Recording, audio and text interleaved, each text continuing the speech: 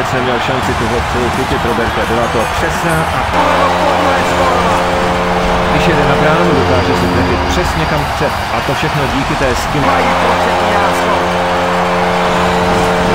Dokáže si kontrolovat kotouč tak dlouho, že prostě jen čeká, než se brankář.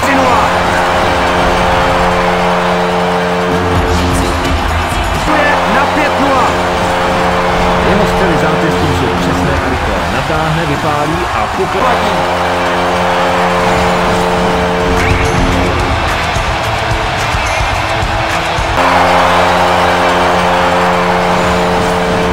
Golman neměl žádnou šanci, byla to skvělá přihrávka. Stačilo jí.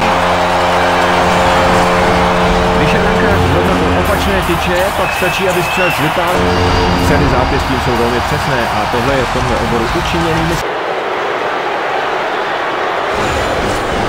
Ten puk letěl tak rychle, že ho skoro nebylo vidět. Takovou střelu bych